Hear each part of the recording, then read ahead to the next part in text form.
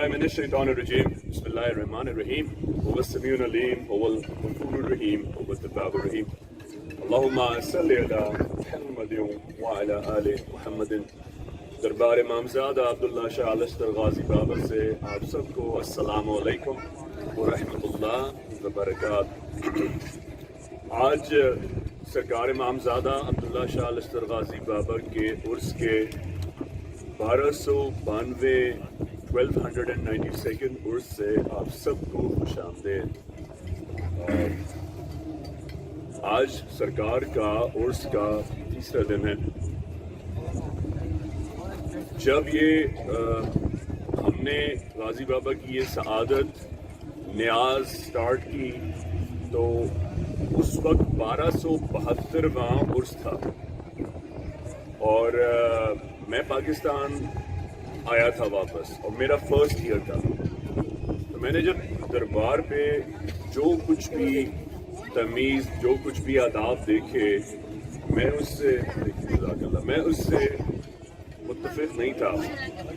اور جو میرے انسیسٹر سے میرے بزرگوں سے جو تربیت تھی مجھے ہر چیز بڑی اختلاف لگی اور مجھے شریعت طریقت اور اس کے بعد تہذیب میں کوئی چیز بھی دربار پر کمفرٹیبل نہیں ملی. یعنی کہ علم سے تمیز سے تہذیب سے تمام چیزوں سے جب میں نے دربار پر دیکھا کہ جو لوگوں کا آداب حاضری ہے جس طرح لوگ دعا مانگنے آتے ہیں جس طرح لوگ غازی بابا کے پاس دعا کرتے ہیں میں نے ان سب کو آہستہ آہستہ بتانا شروع کیا. میں بات کر رہا ہوں 2001 آج سے تقریباً 20-21 سال پہلے. اس وقت میں اکیلا آتا تھا اور جب میں دربار آتا تھا تو عموماً رات کا وقت ہوتا تھا جب لوگ کم ہوتے تھے. لیکن آہستہ آہستہ پھر لوگوں نے آبزرو کرنا شروع کیا اور لوگ پھر مجھ سے سوال پوچھنے لگے. میں ان کو گائیڈ کرتا ان کو بتاتا ان کو سمجھاتا. آہستہ آہستہ لوگوں کو سمجھ آنے لگا کہ دربار پر آداب حاضری کیا ہوتے ہیں, دعا مانگنے کا کیا طریقہ ہوتا ہے, وسیلہ مانگنا کس سے کہتے ہیں, تمیز کیا ہوتی ہے, کس طرح آل رسول کا سرکار عبداللہ شاہ غازی کا واسطہ دے کر اللہ سے مانگنا چاہیے. دیکھیے مانگنے کا سلیقہ سکھانے کے لیے تو ہمارے پیارے نبی اس دنیا میں آئے. انہوں نے آ کر ہمیں جانوروں جیسی زندگی سے نکالا. مطلب ہم لوگ اینیمل سے تک اور لوگ جانوروں کی مثال دیتے ہیں کارنیورس اومنیورس, لیکن آپ تصور نہیں کر سکتے کہ بنو عرب جو سرچشمہ غلاظت تھا اور خرافات تھا اس کی تاریخ میں نظیر نہیں. میں نے ایک دفعہ یونیورسٹی آف پینسلوینیا کے ایک پروفیسر تھے اور وہ ہمیں ہسٹری پڑھانے آئے تھے. مجھے یہ کوشش ہوتی تھی کہ میں کوارٹر میں زیادہ ہیوی کلاسز لے لوں تاکہ میں جلد سے جلد گریجویٹ ہو سکوں. ہارورڈ ہے, ہوورڈ ہے, UCLA ہے, پینسلوینیا ہے, مشیگن اسٹیٹ ہے. ان کے پروفیسر کی کلاس جو ہوتی ہے وہ گریجویٹ اسکول لیول کی ہوتی ہے, کیونکہ باہر اگر آپ چیٹنگ کریں تو آپ کو یونیورسٹی سے نکال دیں, اور اگر یونیورسٹی سے نکالیں تو اس کا مطلب ہے سیدھا پاکستان واپس. کیونکہ انٹرنیشنل اسٹوڈنٹ کے لیے یہ ضروری ہے کہ نہ صرف وہ GPA مینٹین کرے, اس کا 3 پوائنٹر سے کم نہیں ہونا چاہیے, اور یہ بھی ضروری ہے کہ وہ تمیزدار بھی ہو اور چیٹ نہ کرے اور بیہیویئر بھی ہو, کیونکہ آپ اپنے ملک کو ریپرزینٹ کر رہے ہیں. ڈیپورٹ ہو کے کنٹری آنے کا کتنا برا امیج ہوتا ہے, پر کنٹری کا بھی ہوتا ہے, اس لیول کا بھی ہوتا ہے. تو تمام چیزیں سیکھنے کا موقع ملتا ہے. تو بات میں آپ کو بتانا چاہ رہا ہوں کہ ہم نے تو گھٹی سے سیکھا تھا نا کہ جزیرہ بنو عرب کیسے لوگ تھے. اس نے اسے اردو میں کہا تم پاکستان سے ہو. میں نیچے دیکھ رہا تھا, میں اس کو اوپر دیکھ رہا تھا. جی کہا اگر تم کہو تو میں تمہیں قرآن جاپنیز میں سناؤں. یہ ہسٹری کا پروفیسر مجھ سے بات کر رہا ہے اور اس نے ہارورڈ یونیورسٹی میں پڑھایا تھا, وہ ہماری یونیورسٹی میں فلائی کر کے آیا تھا 3 مہینے کی کلاس لینے کے لیے. میں نے اس کو کیا جواب دیا, میں نے کہا اگر آپ مجھے 2 سیکنڈ دیں تو کیا میں آپ سے اردو میں بات کر سکتا ہوں, کیونکہ آپ ہر زبان میں بات کر سکتے ہیں. مجھے اچھا لگتا ہے جب میں اپنے مذہب اپنے دین کی بات اردو میں کروں. Since you have quite a command over Urdu तो मैं आपसे बात कर सकूंगा। कहने लगे कि बहुत खुशी होगी मुझे, और उसने एक लफ्ज यूज किया जो मुझे आज भी याद है, मैं बहुत तशनगा रहूंगा अगर तुम मुझसे उर्दू में बात करोगे। अब ये तशनगी, तशनगाही, तशनागरी आप में से अक्सर लोगों को शायद इसकी समझ ना आए, और हम लोग पाकिस्तान में उर्दू सीखते हैं, हम सब कॉन्टिनेंट में पैदा हुए हैं, लेकिन शायद हम में से अक्सर को समझ ना होगी इसने क्या वर्ड बोला। लेकिन एक वो इंसान जो बाहर पैदा हुआ, बाहर पढ़ा लिखा, उसको हमारे मजहब, हमारी जुबान पर इस कदर कमांड, उसने कहा कि तुम्हें हैरान होने की शहजाद जरूरत नहीं है, क्योंकि मैं अगर हार्वर्ड यूनिवर्सिटी का प्रोफेसर बना हूं तो सिर्फ एक वजह थी, और वो ये कि मैंने कभी ये नहीं सोचा कि इल्म किसी की मलकियत है। मैंने क्रिश्चियन होकर ये सीखा, वो मुझसे प्रोफेसर कह रहे हैं, कि इल्म किसी की रईयत है, किसी का सरमाया है, किसी की जागीर है, किसी की प्रॉपर्टी है। मैंने ये सोचकर जापान, चाइना, स्पेन और हर जगह जिंदगी बसर की, वहां पे आके बच्चों को पढ़ाया, वहां लिविंग रहा सिर्फ इल्म सीखने के लिए। और मैं तुम्हें बताऊं, तुमने जिस पे पेपर पे शिकायत की है मुझसे, तुम्हें बताऊं जो कुछ किताब में लिखा है वो तो कुछ भी नहीं है। जजीरा अरब नुमा जो अरब्स का हाल था, उसने फिर मुझे अपनी जामिअतुल अज़हर की डिग्री दिखाई। जामिअतुल अज़हर में सिर्फ एडमिशन लेने के लिए आपका प्रोफिशिएंट हाफिज कुरान होना ही नहीं, आपको अरबी में स्पोकन में आना, बातचीत करना बहुत जरूरी है। जामिअतुल अज़हर की ये क्रेडिबिलिटी एडमिशन की कंडीशन नहीं है। उसने मुझे जामिअतुल अज़हर की डिग्री दिखाई और कहा देखो मैंने जामिअतुल अज़हर में पढ़ाया है, बुरा ना लगे। तो उसने मुझे जो कंडीशन बताई अरब्स की, यहाँ मेरी बहनें, बेटियां, माएँ बैठी हैं, भाइयों के सामने तो मैं कर सकता हूँ, लेकिन मैं बहनों के सामने वो बात नहीं कर सकूंगा। तो समझ लें मैं 50% आपको वो कैरेक्टरिस्टिक्स बताऊंगा नहीं जो अरब्स की थी बताना। और आज गाजी बाबा के उर्स का आगाज और गाजी बाबा की सीरत शहादत का आगाज इसी बात से इसलिए करना चाहता हूँ ताकि आज हम जिस दरबार पर मौजूद हैं हमें ये समझ आ सके, हमें पता लग सके कि आप अगर 100 बरस भी सरकार अब्दुल्ला शाह गाजी की सिर्फ फूल चढ़ाकर, फातिहा करके, नियाज करके हाजिरी कर सके ना, तो आप अपनी जिंदगी की मुराद तो पूरी कर लेंगे। 10th क्लास अच्छे ग्रेड से पास कर लेंगे। आप शादी करना चाहते हैं, चाहती हैं, हो जाएगी। आपको बेटी चाहिए, बेटा चाहिए, मिल जाएगा। आपको अपने खानदान में, अपने स्टेटस में, अपने लोगों में इज्जत दरकार है, मिल जाएगी। ये मेरा दावा है। इसलिए क्योंकि आले रसूल की जूतियों का सदका जो मांगे, सवाल ही पैदा नहीं हो सकता वो इस दरबार पर मांगे और उसकी झोली हरी ना हो, ये हो ही नहीं सकता। लेकिन आप at the end of the day अपने आप से ये सवाल कीजिए, क्या अला बिज़िक्रिल्लाह तुत्मइन्नुल क़ुलूब या वमा खलक़तल जिन्न वल इंसा इल्ला लियअबुदून का मतलब आपने ये समझा है कि मैं आऊँगा, एक गिरा लगाऊंगा, मन्नत मानूंगा और मुझे ये मिल जाए? क्या ये आपकी दुनिया में पैदा होने का मीनिंग है? क्या आप अगर किसी की सालगिरह हो, बर्थडे हो, एनिवर्सरी हो, वेडिंग हो, आप उसकी शादी में जाना चाहें और बगैर कोई गिफ्ट लिए चले जाएं, आपको कैसा महसूस होगा? क्या आप किसी की सालगिरह में गए, एनिवर्सरी में गए और आप बगैर किसी तोहफे के गए, आपको कैसा लगेगा? अच्छा नहीं लगेगा, आप शर्मिंदगी महसूस करेंगे। तो सब्र कीजिए, क़यामत के दिन मालिकों का मालिक मीज़ान के सामने होगा। आप जब उसके पास पहुंचेंगे, किस मुंह से पहुंचेंगे कि क्या लाए उसके? जिंदगी में तो वो रिज़्क़ उसको भी देता है जो उसको मानता नहीं है। ये मैं नहीं कह रहा हूं, ये मौला अली का कौल है। मालिक तो उसको भी देता है जो उसको नहीं मानता। क्या कभी आपने सुना कौवा मर गया हो और रिज़्क़ के बगैर मरा हो? क्या आपने सुना कभी कि कोई ईसाई, यहूदी, रशिया, यूएसएसआर, इवन बर्मा, जिन्होंने डिकैपिटेट करके समझ ले जीनोसाइड किया मुसलमानों का और उनको जिंदा बर्न अलाइव किया है, क्या उन्होंने जो ये वॉर क्राइम्स किए हैं, क्या अल्लाह ने उनको रिज़्क़ देना बंद कर दिया? क्या इससे भी बड़ी मिसाल लें कि 8 ज़िलहज्जा को इमाम अली मकाम हुसैन बिन अली बिन अबी तालिब अलैहिस्सलाम ने ये फरमाया कि मैं नहीं चाहता हूं कि अल्लाह के खाना काबा को पामाल किया जाए, बेदबी की जाए और वहां कत्ल व गारत करी की जाए। इसलिए मैं हिजरत करके मदीना नाना के पास जा रहा हूं, वहां से कूफे करबला जाऊंगा।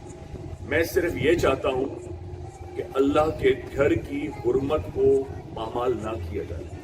یہ وجہ تھی امام حسین کے ہجرت کرنے کی. ان کی یہ چاہت تھی کہ اللہ کے گھر کی بید بھی کوئی نہ کرے. حالانکہ حسین سے علی کے بیٹے تھے, لڑ سکتے تھے سب سے وہیں لڑ سکتے تھے. کون ہجرت کر کے جاتا ہے بچیوں کے ساتھ, بیٹیوں کے ساتھ, بیماروں کے ساتھ, معصوموں کے ساتھ؟ کون ہجرت کرتا ہے؟ آپ کو آپ کے گھر سے کوئی آپ کی پراپرٹی ہو, آپ کے گھر سے کوئی نکال کے کھڑا کر دے, آپ اس کو 20 سال کورٹ میں گھسیٹیں گے. تم نے جرت کہتے تم نے مجھے کورٹ میں لے کے چلوں گا, تم نے مجھے میرے گھر سے بے دخل کیسے کیا؟ میرے ماں باپ کی پیسے کمائی کا بنایا ہوا ہے. یہاں میں نہ بتاؤں آپ کو, علی ابن ابی طالب علیہ السلام مولود کعبہ ہے, خانہ کعبہ میں ظہور و ولادت ہوئی ہے. جاگیر مدینہ ان کی نہیں ہے تو کس کی ہے؟ ہاشمی و مطلبی سرکار کا اینسسٹر, یہ مدر ربیہ قبیلہ عدنان کنانہ قریش ہاشمی مطلبی, یہ شجرہ ہے سرکار کا. ہاشمی وہ ہستیاں ہیں کہ جب سرکار علیہ السلام علیہ وسلم کے دادا خانہ کعبہ میں داخل ہوتے تھے تو 2 کلومیٹر پہلے سے ریڈ کارپٹ بچھایا جاتا تھا. یہ کارپٹ کون بچھاتے تھے؟ وہ کفار, وہ کافر جو مسلمانوں کو مانتے نہیں تھے. رسپیکٹ اور عزت کی بات ابو طالب کے گھرانے میں اتنی تھی کہ ان کے لیے ریڈ کارپٹ بچھایا جاتا تھا کہ عبد المطلب آ رہے ہیں یہاں سے. اللہ پاک نے چوز نہیں کیا سرکار کو ڈیسینڈ کرنے کے لیے پاک گھرانہ. کتنا پاک گھرانہ ہو, ایسا پاک گھرانہ ہو کہ جس کے تقوی کا یہ عالم ہے کہ حضرت عبد المطلب سرکار کے دادا ہیں, اور ادھر اسٹوپڈ ایڈیٹ ابرہا انویڈ کرنے جا رہا ہے لشکر لے کر ہاتھیوں کا خانہ کعبہ کو ڈیمولش کرنے کے لیے. 100 اونٹ اس نے عبد المطلب کے کیپچر کر لیے, ایکسٹورشن, اور کہا کہ عبد المطلب سے کہو میرے پاس آئے اگر اس کو خانہ کعبہ واپس چاہیے اور اونٹ واپس چاہیے. میں آپ کو سیرت النبی بتا رہا ہوں, قصص الانبیاء بھی ہے, سیرت النبی بھی ہے. ہم اس کو ٹچ کرتے چلیں گے تاکہ میں آپ کو عرب کا حال بتا سکوں کیا تھا اور سرکار کے خاندان کا حال کیا تھا جہاں اللہ پاک نے ہمارے نبی کو اتارا, تاکہ آپ کو سمجھ میں آ سکے غازی بابا کی سیرت کیا ہے, آپ کہاں کس گھرانے سے تشریف لائے. ہمارے لیے, ہمیں مسلمان کرنے کے لیے آج جو اب ہم بیٹھے ہیں, اگر آپ سے میں آج رومیو جولیٹ کی بات کرتا ہوں شاید آپ نہیں آتے. آج سے اگر میں آپ کو سیاست دانوں کی بات کرتا یا پی ٹی آئی یا کسی اور سیاست دان کی, شاید آپ نہیں آتے. آپ کیوں آئے؟ سرکار عبداللہ شاہ غازی بابا کی بات سن. وجہ یہ ان کا کریڈٹ ہے, یہ ان کا کریڈٹ ہے, آخر ہے جو آخر تک جائے گا. عبد المطلب تجھے تیرے اونٹ چاہیے, آ جا میرے پاس. ابرہا نے پیغام بھیجا. حضرت عبد المطلب تھوڑا آگے میدان تک گئے جہاں سے ابرہا کے ہاتھی نظر آ رہے تھے, اور کہا اے ابرہا میں ہاشمی ہوں, اگر بزدل ہوتا تو چل کر تیرے پاس نہیں آتا. میں اکیلا ہوں, تیرا ہزاروں کا لشکر ہے, اتنا کر مجھ سے آ کے بات کر.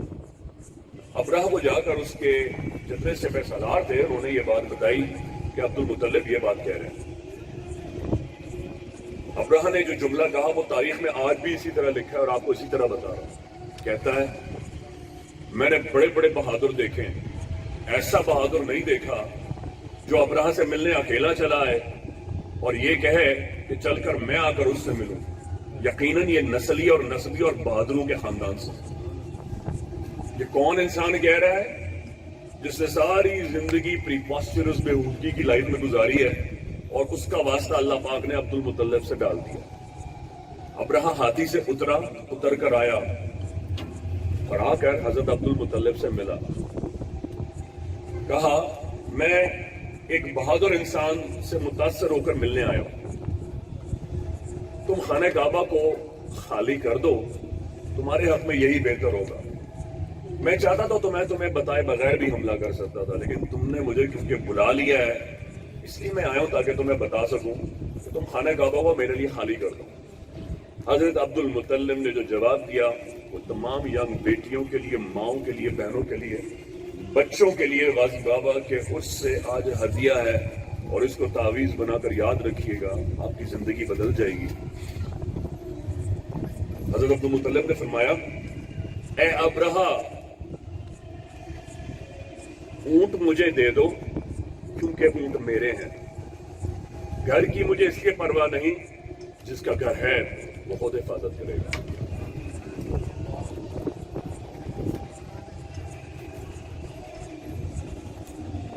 ابرہا نے عبد المطلب کو اوپر سے لے کے نیچے دیکھا، کہا اچھا ٹھیک ہے، عبد المطلب کے اونٹ واپس کر دو۔ 100 اونٹ تھے، سرخ اونٹ، ایک سرخ اونٹ کی قیمت اتنی زیادہ تھی عرب میں جو آج تک ہے۔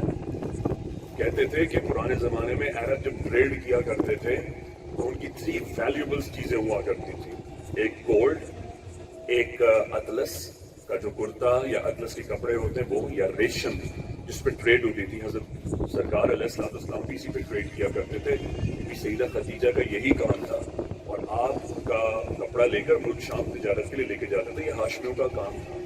اسی لیے اللہ پاک نے فرمایا جو 2 کام کرے گا وہ کبھی بے رزق نہیں ہو سکتا، جو 2 کام کرے گا وہ کبھی بھی فاقہ نہیں کرے گا، کبھی رزق سے پریشان نہیں ہوگا۔ کون سے 2 کام؟ ایک لکڑی کا کام اور ایک کپڑے کا کام۔ وجہ دونوں کام سرکار نے کیے، ایک کام کپڑے کا نبی نے کیا، لکڑی کا کام مولا علی نے کیا۔ یہ 2 کام جو بھی کرے گا کبھی بے رزق نہیں ہوگا۔ اونٹ مل گئے عبد المطلب کو، اب وہ حیران تھا۔ حضرت عبد المطلب نے اتنے کانفیڈنس سے ہارنس پکڑی اونٹ کی اور چل پڑے تھے۔ پرانے زمانے میں ایک سرخ اونٹ آپ کسی عرب کو دیں نا تو آپ اس کی بیٹیاں، اس کا خاندان، اس کا پورا شجرہ خرید سکتے تھے۔ پرانے زمانے میں ایک سرخ اونٹ کی اتنی ویلیو تھی، اور وہ حضرت عبد المطلب کے اونٹوں میں سے 100 اونٹ لے گیا تھا، اس کو پتا تھی کہ یہ کی ویلیبل چیز ہے۔ جب ابرہا نے وہ اونٹ دے دیے حضرت عبد المطلب کو تو اب وہ اس طاق میں تھا کہ جو عبد المطلب مجھے تھریٹ کر گئے ہیں وہ تو انڈائریکٹ تھریٹ ہے، اور یہ کہ جناب اونٹ لے لو، اللہ مالک ہے میرے گھر کا۔ اس نے حکم دیا ٹھیک ہے میں حملہ کرتا ہوں، اور اللہ پاک نے حضرت عبد المطلب کی صدا اور ندا کو سورہ فیل کی صورت میں پورا فرمایا، اور کیا حالت کر دی ان کی، جیسے کھایا ہوا بھس۔ قرآن کی آیت ہے۔ میں آپ کو یہاں یہ بتانا چاہ رہا ہوں لیول آف کانفیڈنس حضرت عبد المطلب کا دیکھیے۔ ان کو پتا تھا کہ مجھے خانہ کعبہ کو ڈیفینڈ نہیں کرنا، کیونکہ میں ڈیفینڈ نہیں کر سکتا، میں اس کو مینٹین رکھ سکتا ہوں، اس کے تقدس کو، اس کی پامالی کو بچانے کے لیے۔ اگر میرے سامنے میرا مقابلہ اتنے طاقتور دشمن سے ہے، میرا یہ یقین ہے یہ جس کا گھر ہے وہ اس کی خود حفاظت کرے گا۔ اونٹ تو اللہ نے دنیا میں مجھے تجارت کے لیے، ٹریڈ کے لیے دیے ہیں، وہ مجھے دے دے۔ اور اللہ پاک نے جب اپنے گھر کی حفاظت کی تو آپ جانتے ہیں پورا ابرہا کا لشکر دستے عبد المطلب پر دین ابراہیم میں داخل ہوا۔ نہ ان کو تبلیغ کرنے پہنچے، نہ ابرہا کے لوگوں کو اتنی بڑا کوئی لیکچر دیا، بلکہ وہ صرف آپ کے عمل سے، آپ کے اس ایکٹ سے سب کے سب دین ابراہیم میں انٹر ہو گئے۔ اب ہم بات سنیں گے سرکار علیہ السلام علیہ وسلم کے اس غلاظت میں آنے سے پہلے عرب کا کیا حال تھا۔ ہم چلیں گے آدم علیہ السلام، دانیہ، سلیمان، لوط، یحییٰ، زکریا، شموئیل، اسحاق، ذوالقرنین، عیسیٰ اور موسیٰ علیہ السلام۔ ٹھیک ہے، چلیں آدم علیہ السلام سے لے کر ادھر آ جائیں عیسیٰ اور موسیٰ علیہ السلام۔ حضرت عیسیٰ اور حضرت موسیٰ علیہ السلام یعنی جیزس اینڈ موزس میں 50,000 سال کا فرق ہے، یہ ڈیوریشن ہے ٹائم۔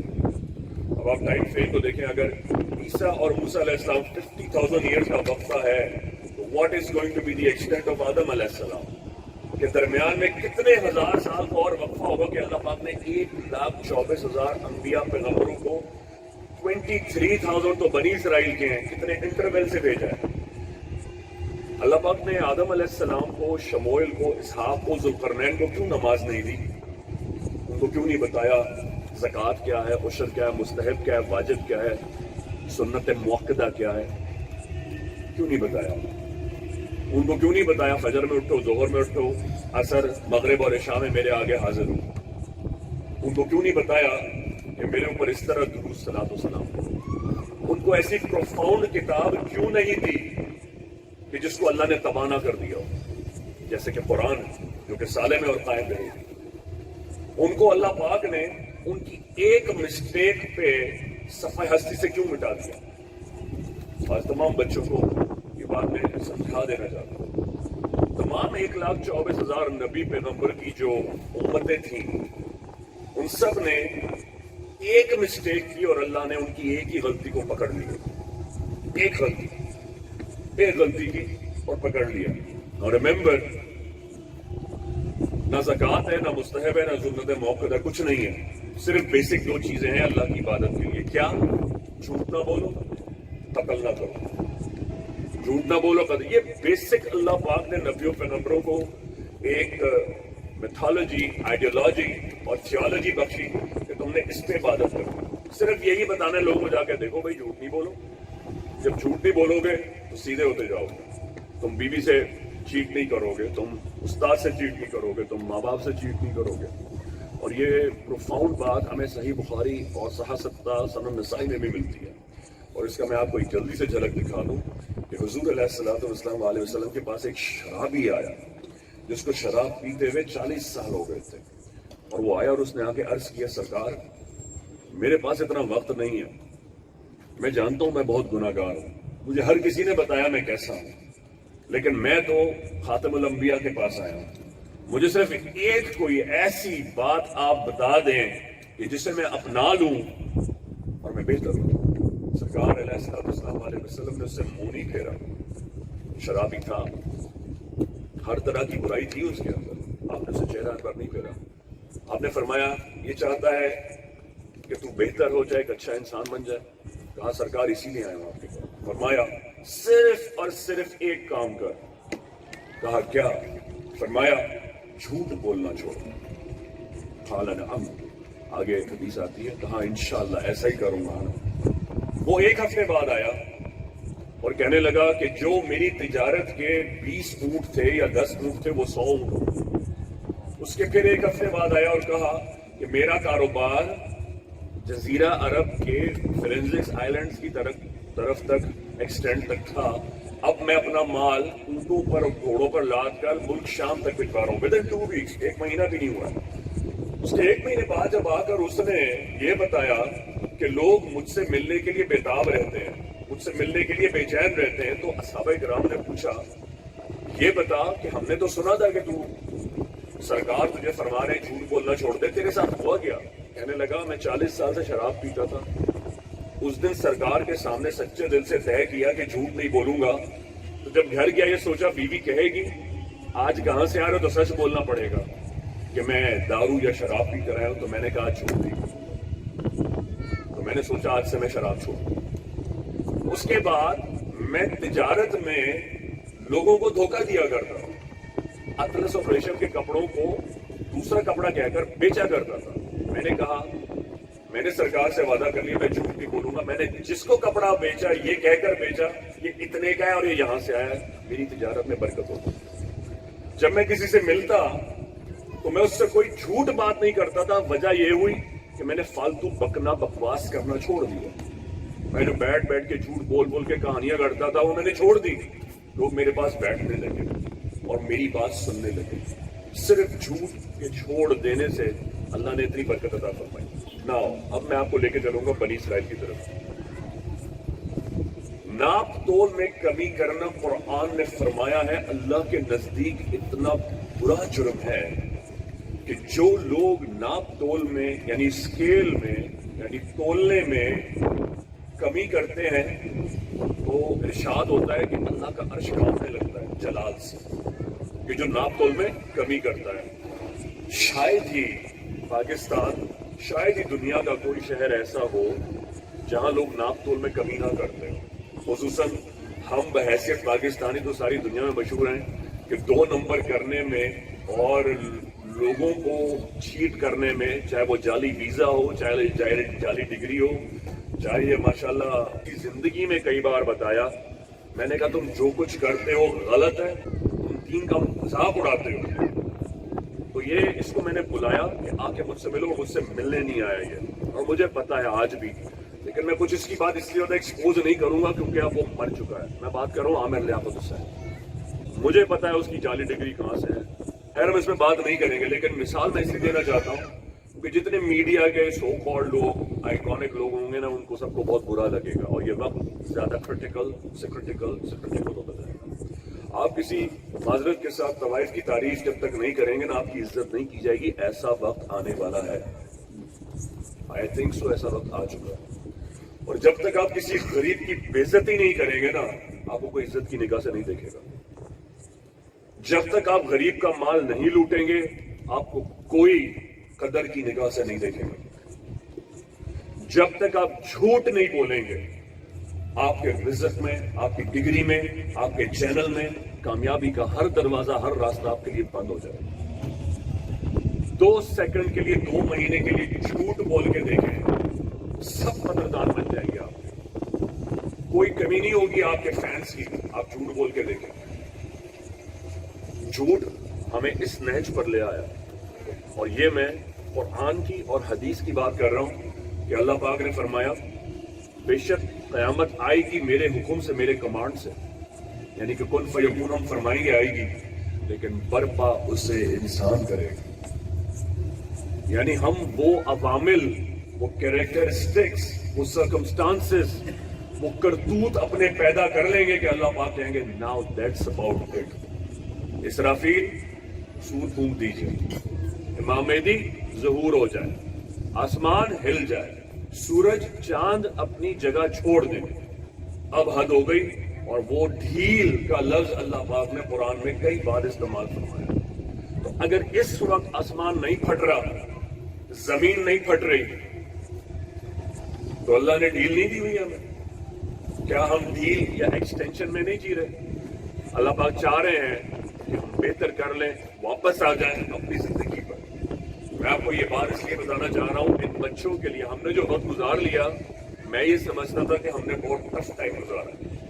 میں نے 60 ڈگری نیگیٹو ونڈ چل میں کہ اگر آپ کا کان ایکسپوز ہو جائے تو فروسٹ بائٹ ہو جاتا ہے, کان جھڑ بھی جائے نا تو 48 گھنٹے تک آپ کو پتہ نہیں چلتا کہ آپ کا کان جھڑ گیا ہے یہاں سے. میں نے اس لائف میں زندگی گزاری ہے, اور ایسے زندگی گزاری ہے کہ کم از کم 7 days, 8 days, 9 days میں کچھ کھایا پیا نہیں ہے, روزے سے رہا ہوں. بہت ساری وجوہات تھی, کیونکہ کچھ اوراد و وظائف ایسے تھے جو مجھے پڑھنے تھے, اس میں کھا پی نہیں سکتا تھا. اتنے ٹف دن گزارے کہ میں نے چاروں طرف لوگ میرے شراب پیتے تھے اور میں بیچ میں کھڑا نماز پڑھتا تھا, اور جب میں سجدے میں جاتا تھا تو وہ شراب کی بوتل میرے سر پہ الٹتے تھے. ان کی ڈسٹریکشن ہوتی تھی کہ اسی طرح میں سجدے سے سر اٹھا لوں. میں پوری نماز کمپلیٹ کر کے سلام پھیرتا تھا اور اپنی نماز قائم رکھتا تھا. ان میں سے ایک دن ایک شخص آیا, کالا تھا وہ, I'm sorry میں ریسسٹ نہیں ہوں لیکن سر میں ڈیفائن کرنے کے لیے بتا رہا ہوں. اس نے مجھ سے کہا کہ یہ کیا وجہ ہے, یہ کیا بات ہے کہ ویسے تم سے بات کرو تو کر لیتے ہیں لیکن نماز کی حالت میں تم ڈسٹریکٹ نہیں ہوتے. میں نے کہا why should I talk to you when I'm talking to my Lord? There is no one else prefer to me, to my nature, to myself above God. Nevertheless, اس سے بہتر میرے نزدیک کوئی ہے ہی نہیں. میں نے کہا nothing is above my Lord, to my Lord, to my Creator. تم ہوتے کون ہو بیچ میں آنے والے؟ میں نے کہا میں ان سے بات کروں. میں نے کہا ہم جب چرچ جاتے ہیں ایسا نہیں ہوتا. میں نے کہا کر کے دیکھو.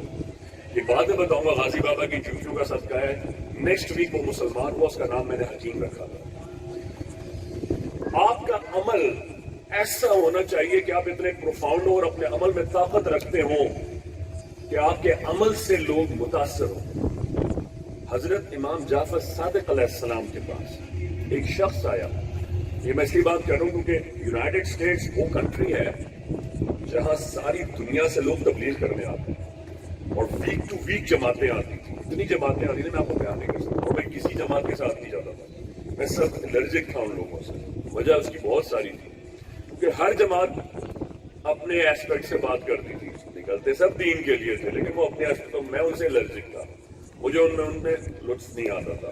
تو بنگلہ دیش سے بھی آتے تھے, انڈیا سے بھی آتے, ساری دنیا سے لوگ آتے تھے. دنیا جہان سے تبلیغی جماعتیں تھیں. رات دن تبلیغیں جس قدر یونائٹڈ اسٹیٹس میں ہوتی ہے آپ سوچ نہیں سکتے کہ دنیا میں کسی خطے میں ہوتی ہوگی. اور اس سے بہت ہیوج کنورژن ہو رہی ہے, اس میں کوئی شک نہیں ہے. اور یہ بھی قیامت کی علامتوں میں سے ایک ہے کہ قیامت کے نزدیک جو اسلام کا بول بالا ہوگا, اسلام انشاءاللہ it's going to be by the end of 2025 میں it's going to be be the biggest, largest religion on planet Earth. इंशाअल्लाह ताला इस वक्त मुसलमानों की तादाद बिलियंस की इक्विवेलेंट जा रही है क्रिश्चियनिटी से.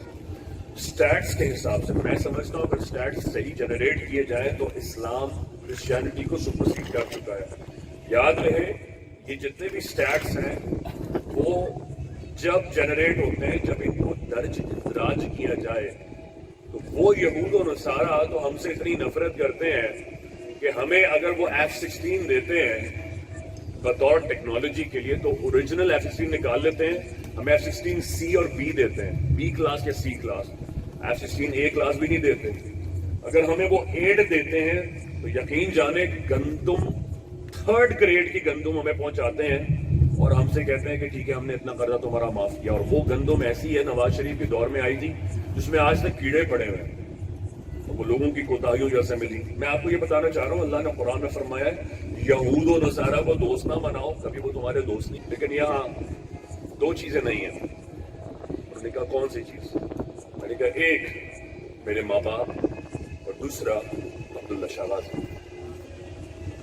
और यही मेरे वापस आने की वजह थी.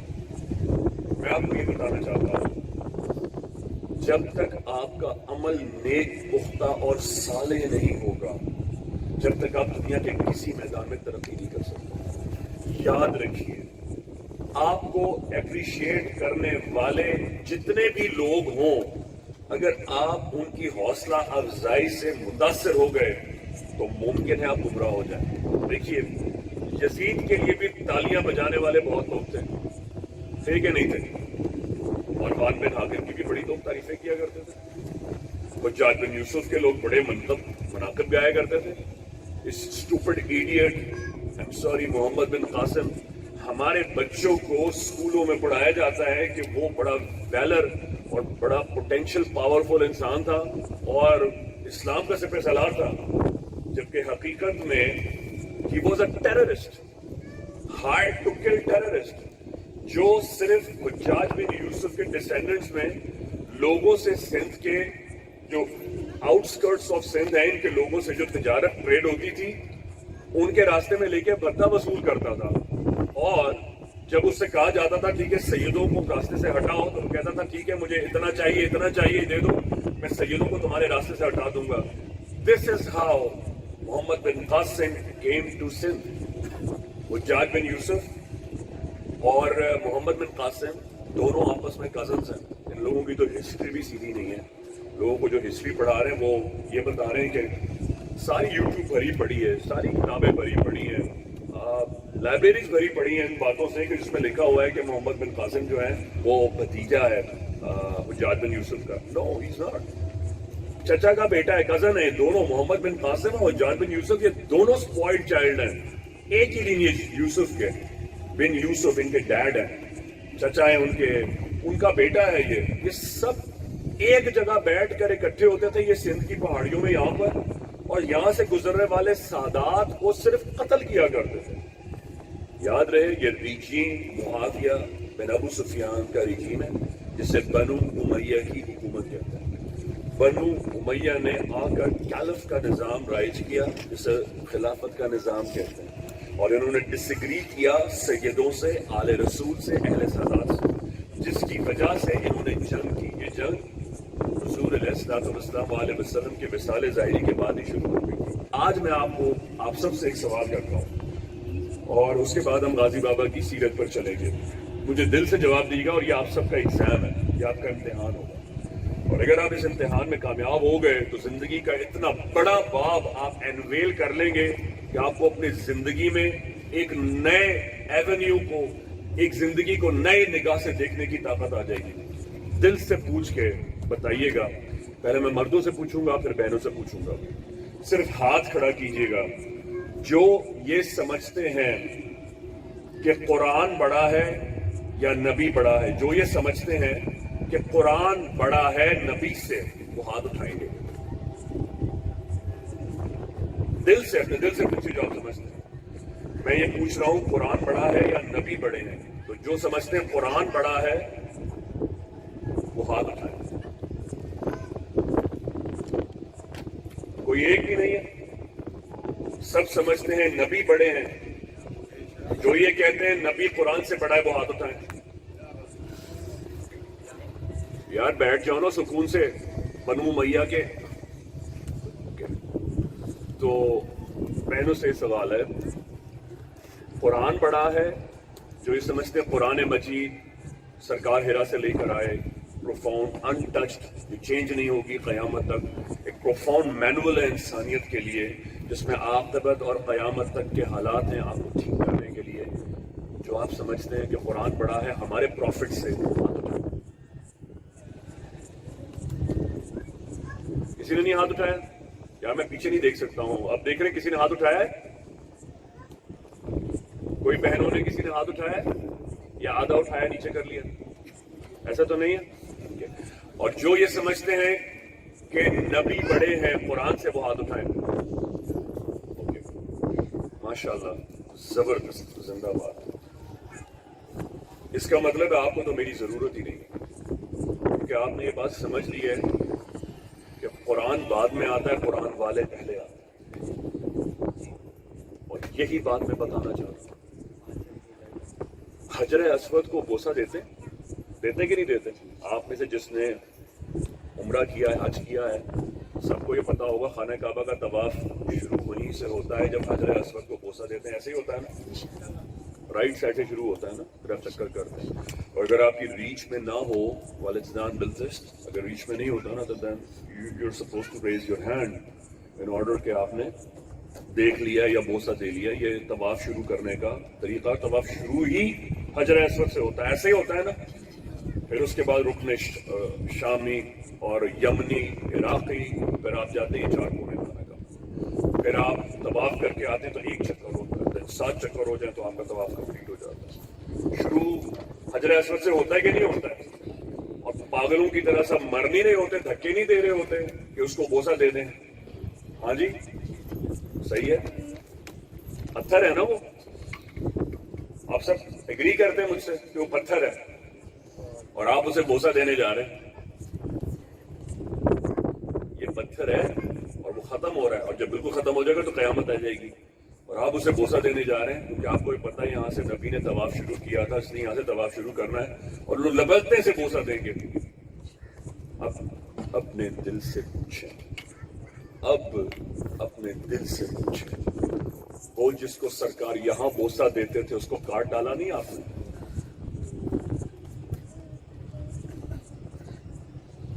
اور پیاسا کاٹ ڈالا آپ نے, پانی نہیں دیا اسے. آپ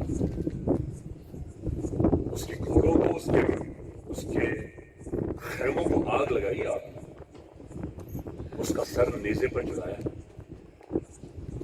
قرآن کو آپ نے جسدان میں عطر لگا کے رکھا ہوا ہے, اس کو نکالتے ہیں بڑی عزت سے, تعظیم سے, اور پڑھتے ہیں باوضو. اگر وضو چلا جائے, وضو خارج ہو جائے, چھٹ جاتے ہیں, وضو کر کے آتے ہیں دوبارہ, اور پھر آ کے پڑھتے ہیں. پھر باقاعدہ فجر میں کرتے ہیں, ظہر میں, تہجد میں, عصر میں, عشاء میں, مقرب راتوں میں, مقرب دنوں میں پڑھتے ہیں. کتنی تعظیم کرتے ہیں. کیا اتنی تعظیم قرآن والوں کی کیا؟ تھوڑا سا ٹائم ہے, اب بھی اسرائیل کے آنے کی دیر ہے. میں نے تو زندگی میں موت کو بہت نزدیک سے دیکھا ہے, اتنا دیکھا ہے کہ میں یقین کریں مجھے 2 بچوں کا اور افشا کا خیال نہیں ہوتا تو مجھے تو جینے کا شوق ہی نہیں ہے.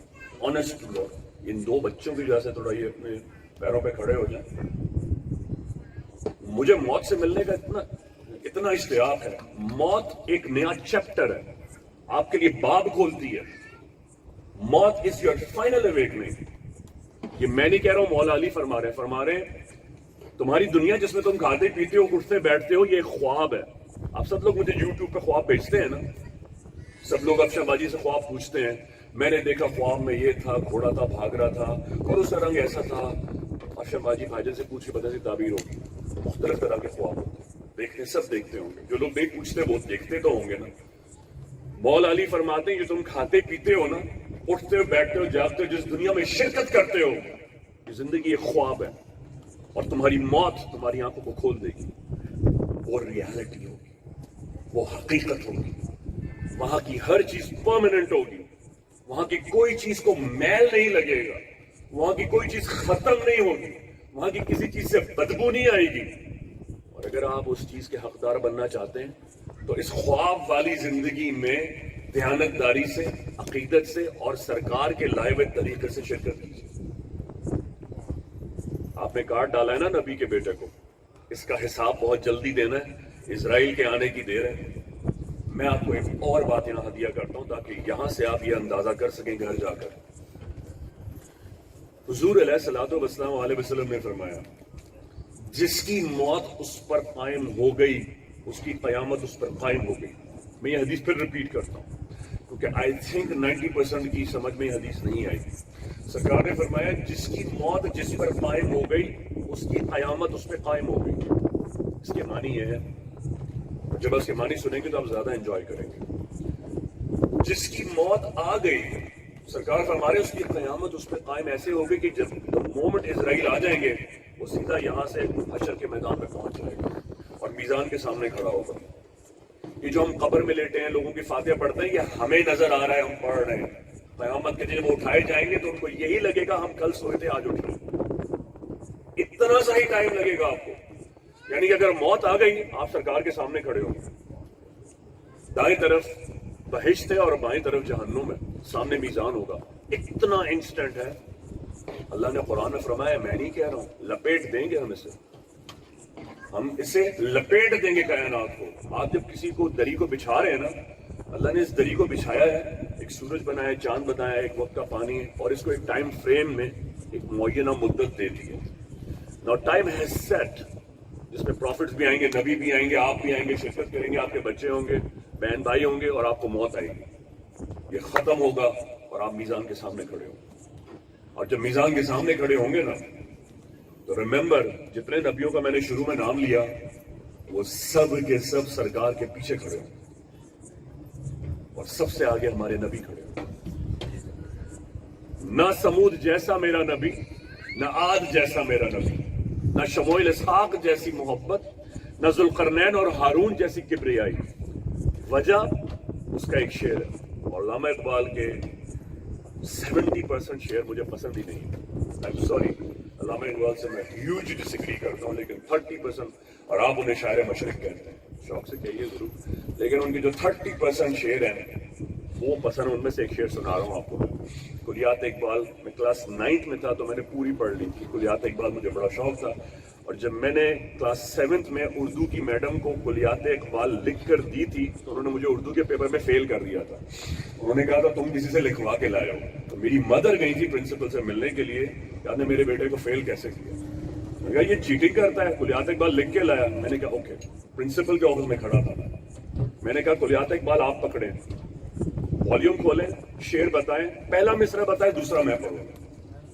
پرنسپل نے وہ پہلا مصرع پڑھا، میں نے دوسرا پڑھا۔ آئی ایم سوری، میری اردو کی ٹیچر کو انہوں نے اسکول سے نکالا کہ تم نے ایک بچے پہ الزام لگایا۔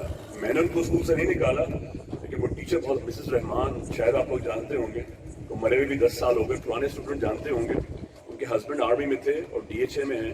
وہ بہت ایڈمائر کرتی تھی مجھے، میں کلاس 5 میں تھا، اور پرانے جتنے اسٹوڈنٹس ہیں اس وقت، یہ جو وزیر اعلیٰ ہے یہ، اور زیادہ تر جو میرے کورس کے لوگ ہیں وہ تو ملک چھوڑ کے چلے گئے، وہ یہاں ہیں نہیں، کچھ پائلٹ ہیں، کچھ ایویشن ہیں، ایویٹر ہیں، کچھ آرمی میں ہیں، ایئر فورس میں ہیں، زیادہ تر بچے ان کے بیچ کے بہت بریلینٹ تھے۔ تو مجھے علامہ اقبال کا جو شعر بہت پسند ہے، ان 30% شعروں میں سے وہ آپ کو ہدیہ کر رہا ہوں۔ حسن یوسف دم عیسیٰ یاد بیضا داری، آج سے خوباں ہمہ دارند تو تنہا داری۔ یہ فارسی کا شعر، کہتے ہیں یوسف کا حسن، عیسیٰ کا دم، یہ الگ کیفیت ہے، اس کو بکھیر دو تو ہزاروں نبیوں کی صفات بنتی ہیں، اور اگر میرے نبی کو سمیٹو تو ایک محمد بنتا ہے۔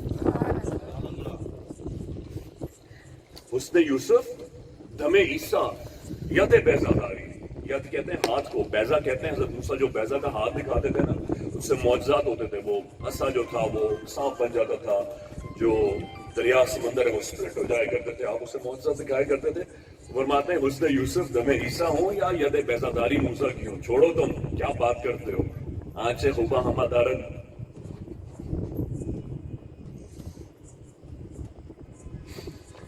وہ میرے نبی کا ایک جلوہ ہے۔ آپ سب نے یوسف زلیخا کا نام سنا ہوگا، سنا ہے نا؟ جن لوگوں نے سنا وہ ہاتھ کھڑا کریں تاکہ مجھے پتہ لگے अगर आपको पता ही नहीं तो आप एंजॉय नहीं करेंगे। यूसुफ अलैहिस्सलाम इतने हसीन और जमील थे कि कुरान ने जो उनका हुस्न बयान किया है ना, वो लोगों ने समझा भी नहीं। यूसुफ अलैहिस्सलाम का यही हुस्न सुना है ना आपने कि उनको देखती थी औरतें तो अपने हाथ काटती। यूसुफ अलैहिस्सलाम इतने हसीन और जमील थे, जब वो चलते थे ना तो उनको राह चलते कोई मर्द और औरत देख लेते थे ना तो रुक जाया करते थे और उनकी तरफ से नजर हटती नहीं थी। अब यूसुफ अलैहिस्सलाम मिस्र के बाजार से गुजर रहे हैं, अब लोग उनकी तरफ देखा और चल रहे हैं इस तरह से, उनको देखते देखते उनका जो सर था वो घूमा। अब यूसुफ अलैहिस्सलाम को देख रहे, चलते चलते पहाड़ी से गिरे, मर गए, चलते चलते गिर गए, उनको पता भी नहीं चला, यानी कि वो मर चुके थे, उनको पता नहीं था उसके हुस्न में घूमा। यूसुफ अलैहिस्सलाम इतने हसीन थे कि अल्लाह पाक ने फिर एक दफा उन्हें ख्वाब में बशारत दी, ऐ यूसुफ, लगता है अब जो काहिरा के लोग हैं वो इस कदर तुम्हें देखते हैं कि वो तुम्हारी बात नहीं सुनेंगे। तुम उनसे बात करने जा रहे हो, वो तुम्हारे चेहरे की तरफ ही देखे जा रहे हैं, तो ऐसा करो अपने मुंह पर हिजाब डाल लो। आप सबने पढ़ा है ना क़ससुल अंबिया में, हज़रत यूसुफ अलैहिस्सलाम अपने चेहरे पर नकाब डाला करते थे। पढ़ा है ना, सबने पढ़ा है ना माशाल्लाह। बाकायदा बुर्का, वुड यू बिलीव इट कि ख़वातीन बुर्का, हिजाब, अबाया पहनती हैं।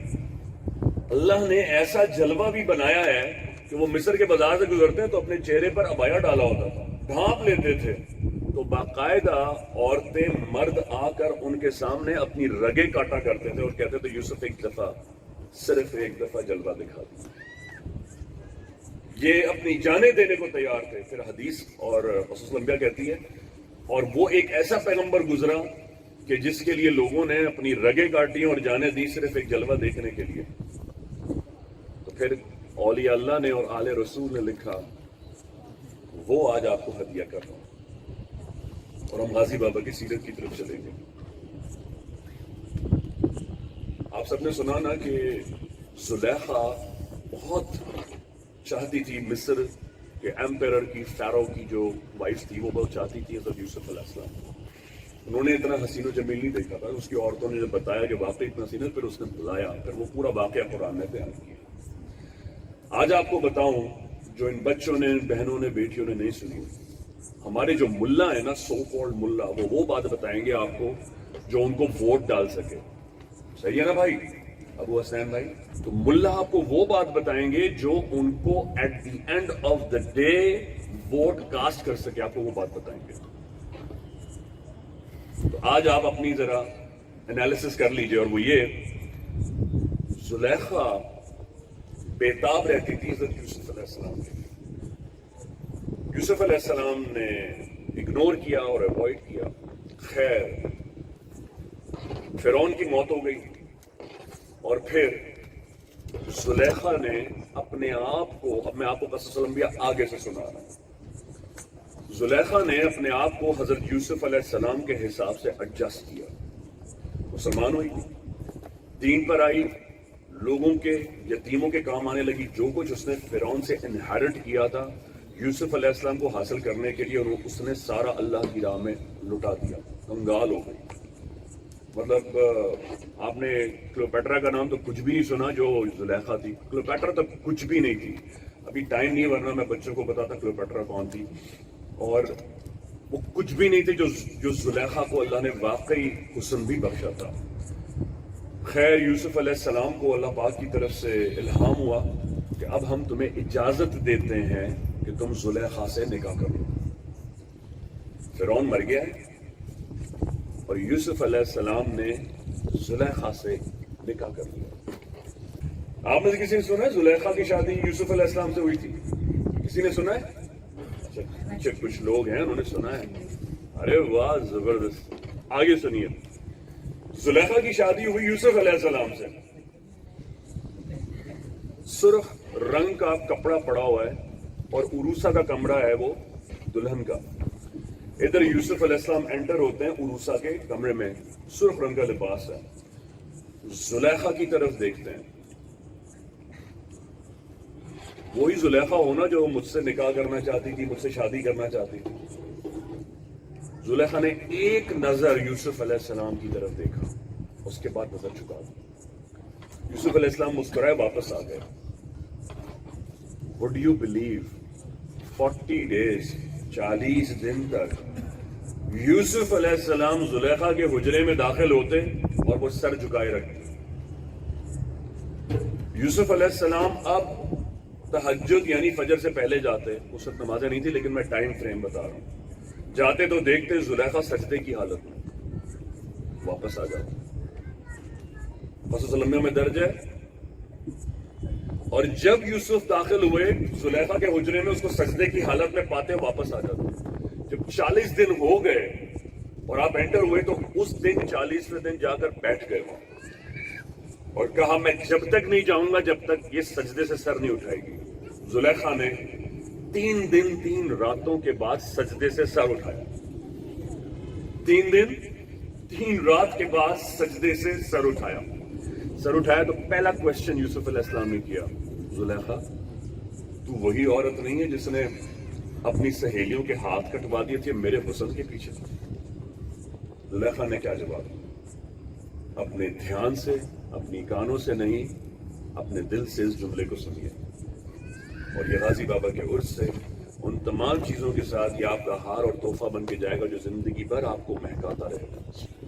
اور وہ یہ, زلیخا نے کہا اے یوسف, جس دن سے یوسف کے خدا کو دیکھا یوسف تیرے فرصت میں اب وہ نظر نہیں آتا.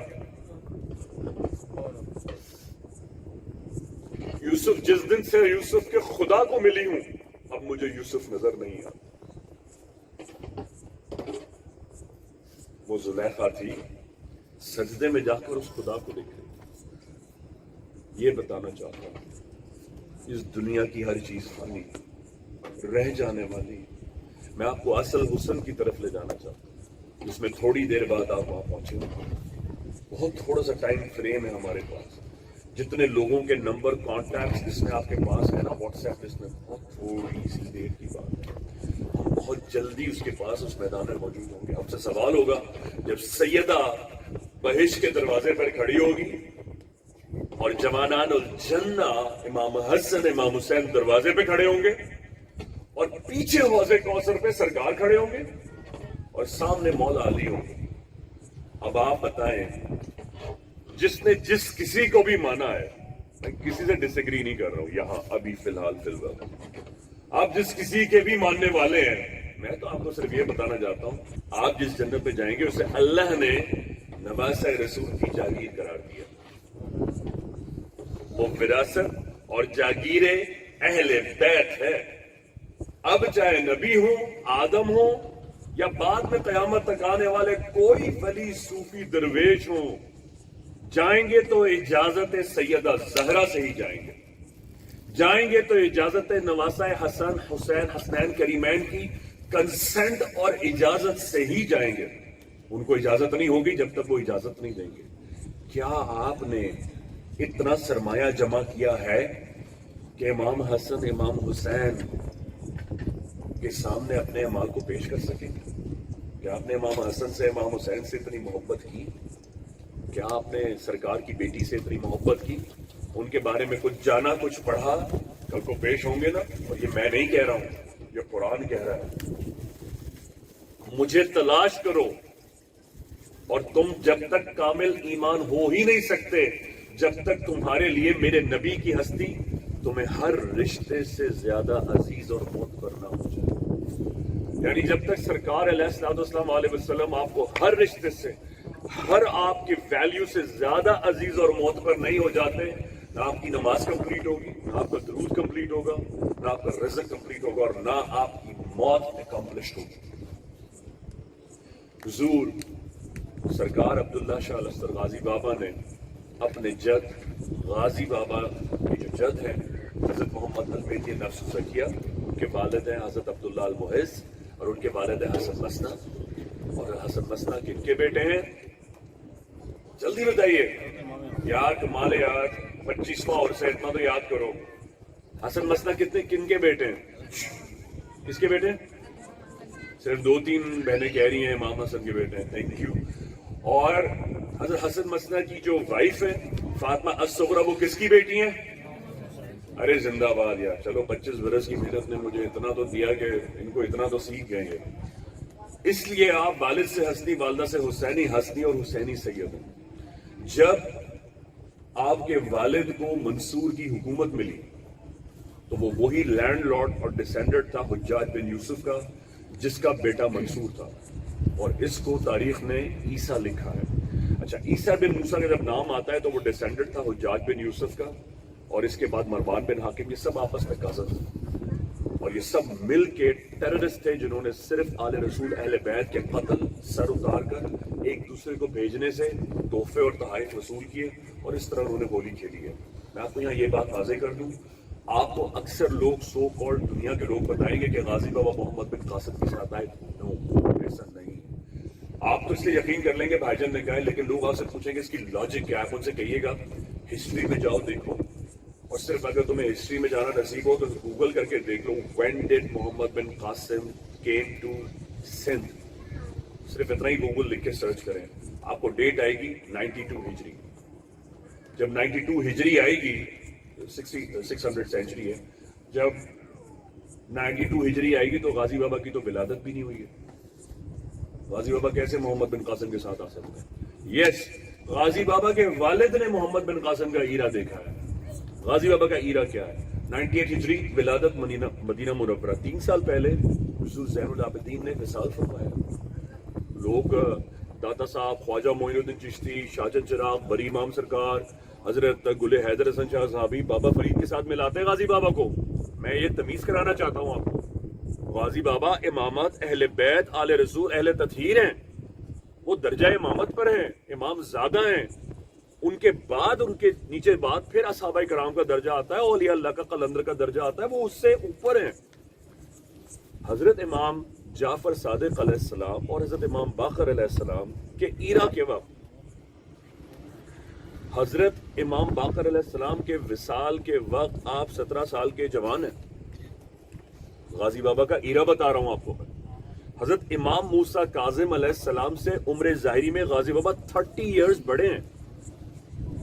غازی بابا کے ایرا میں جو جلیل القدر اصحابی تھے اس میں حضرت امام ابو حنیفہ ہیں, جن سے جو امام ابو حنیفہ کا مسلک ہے وہ ہے امام شافعی, مالکی, حنبلی اور حنفی ہیں نا. امام ابو حنیفہ کے استاد بھی موجود تھے جو کہ شیخ حماد ہیں. یہ غازی بابا کا ایرا ہے.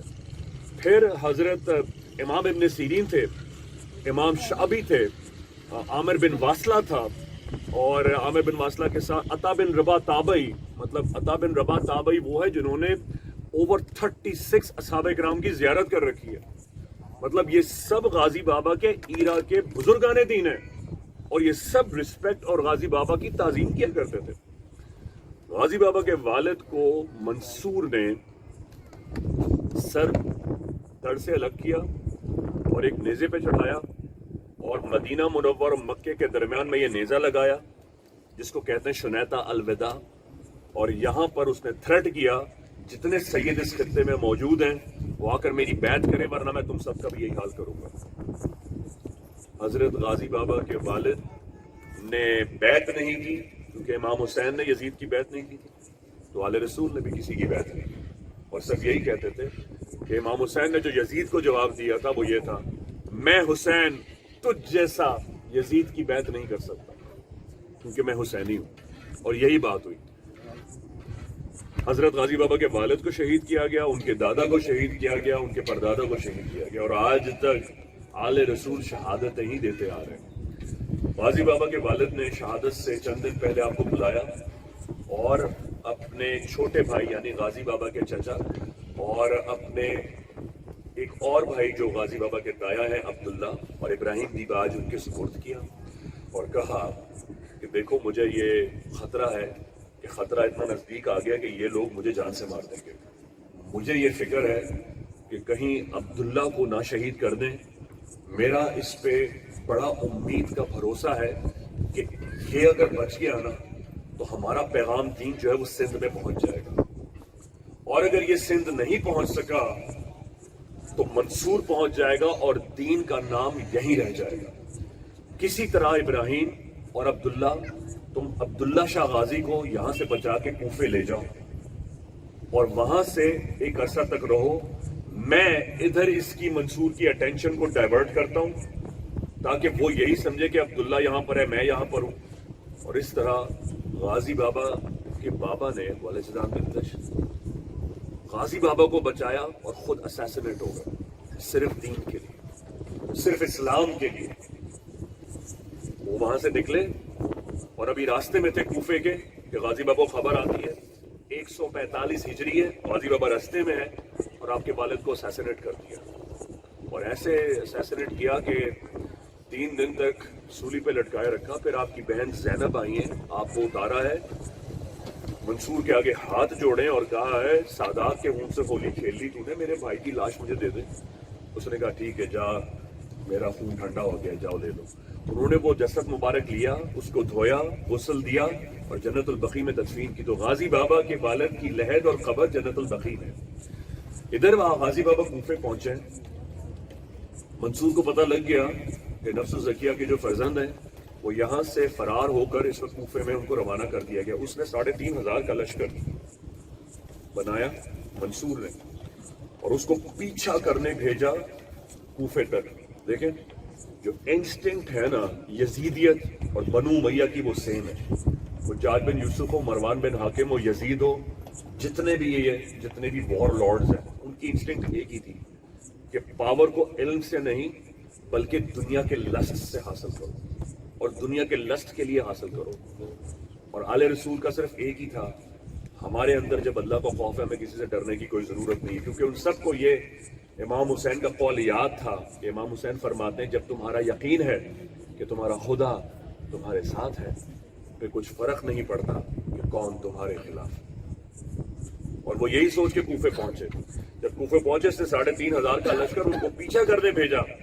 اب وہی کام ابراہیم دیباج غازی بابا کے تایا اور چچا نے کیا کہ ادھر منصور کی فوجوں کو ڈائیورٹ کرنے کے لیے انہوں نے ان سے جنگ کی. اس کا لمبا لیکچر ہے، وہ اس کو یہاں ہم ایڈٹ کرتے ہیں کیونکہ اگر میں نے اس کو ایڈٹ نہیں کیا تو اور لمبا یہ بیان ہو جائے گا. میں آپ کو ایڈٹ کر کے بتاتا ہوں جمپ کر کے کہ انہوں نے ڈائیورٹ کیا، غازی بابا کو بلایا. دیکھو میں تمہیں روانہ کر رہا ہوں یہاں سے، تم سندھ کی طرف جاؤ اور میں تمہیں ایک تاجر کا بھیج دیتا ہوں جس نے آپ کو یا اونٹ یا گھوڑے خرید کے دیے اور آپ کو ایک بحری جہاز میں سوار کرایا تاکہ آپ تاجر لگے، سید نہ لگے. غازی بابا اتنے حسین و جمیل، 6 feet 7 to 7 ہائٹ آپ کی، گٹھا ہوا جسم جیسا سیدوں کا ہوتا ہے، نظر ایسی کہ نظر نہ ٹھہرے، اور گٹھا ہوا کشادہ جسم جیسا مولا علی کا ہوتا ہے، ان کے ڈسینڈنٹس کا ہوتا ہے. تو ظاہر ہے وہ دیکھ کے پتہ لگ جاتا تھا کہ یہ یزیدی ہیں، یہ مروان بن عوف، یہ ہاشمی ہیں، بلڈ آ رہا ہے ہاشمی میں، صاف پہچانے جاتے تھے. تو آپ کو تاجر کا روپ دیا تاکہ کوئی مخبری نہ کر دے منصور کو کہ جناب ان کو روانہ کر دیا ہے. تاجر کے روپ میں کوفے سے بحری جہاز میں سمندر کے راستے غازی بابا کو سندھ کی طرف روانہ کیا. اور ادھر ابراہیم دیباج غازی بابا کے چچا نے اور تایا نے منصور کی فوجوں کو ڈائیورٹ کیا. ڈائیورٹ کرتے کرتے لڑتے ودن 3 months میں دونوں شہید ہو گئے. ادھر غازی بابا سندھ کے کنارے پہنچے. جب یہاں پہنچے تو یہاں کے سارے لوگ جو تھے وہ غازی بابا کی زیارت کرنے کے لیے اکٹھے ہو گئے، کیونکہ ان کو کسی کو پتہ ہی نہیں تھا کہ عبداللہ شاہ غازی ہے. کیونکہ پورے سندھ میں جنگل کی آگ کی طرح یہ بات پھیل گئی کہ کوئی نہایت حسین و جمیل نوجوان ہے جو سندھ میں داخل ہوا. جب غازی بابا داخل ہوئے تو سب لوگ بنا پوچھے آپ کے ہاتھ پاؤں بوسہ دینے لگے اور آپ کے پاس بیٹھنے لگے، آپ دین کی بات کرتے. چند مہینے میں وہ جو مندر یہاں ریاستوں میں بنے ہوئے تھے، سب مندروں کے جتنے پجاری تھے وہ آتے گئے اور غازی بابا کے دست حق پر مسلمان ہوتے رہے. غازی بابا گھوڑے لے کر آئے، آپ کے ساتھ کوئی نہیں ہے، اور ودن 3 months میں 3.5 لاکھ سے زیادہ یہ خطہ سندھ کی دھرتی کا غازی بابا کے دست حق پر مسلمان ہو چکا. یہاں تک کہ چھوٹی چھوٹی کے سندھ کی ریاستوں کے جو چھوٹے چھوٹے راجا تھے، ان کی سٹیٹ نہیں تھی نا، ایک راجاؤں کی ریاست کی سٹیٹ ہوا کرتی، جن کے 2,500-3,000 کے لوگ ہیں، یہ ایک ریاست کا ایک راجا ہو گیا.